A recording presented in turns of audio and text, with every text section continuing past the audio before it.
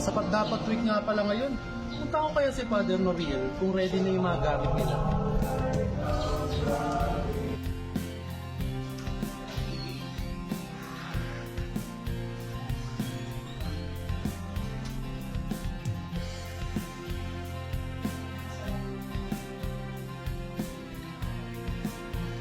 Father Noriel, sapat dapat? Para sa lahat, Pag labis-labis?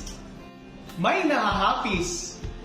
Father Noriel, bisitahin po natin si Father Roel at si Father Ashpol kung ready na yung decluttered items nila for donation.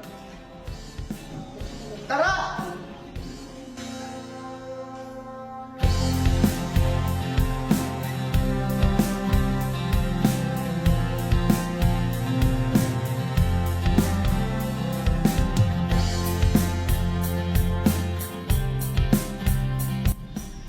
Tara, puntahan muna natin si Father Ashpol at i-check kung ready na yung mga decluttered items niya.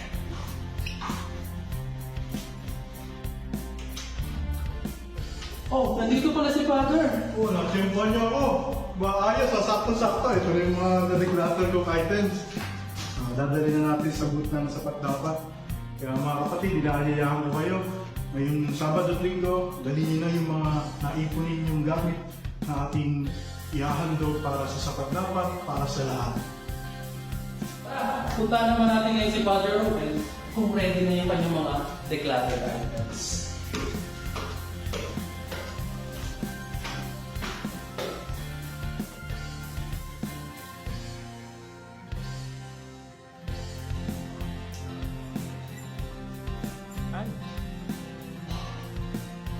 Father?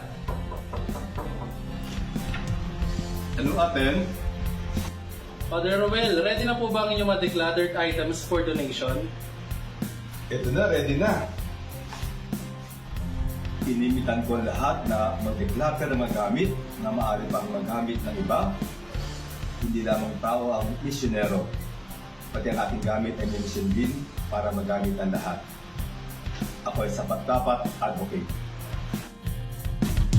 Ang buhay natin ay di pantay-pantay. Mayroong nakaluluwa, mayroong ding kipit na tunay. Ang ating labis sana ay ipamahagi. Sa nangangain lang ay malaking bagay ang munti.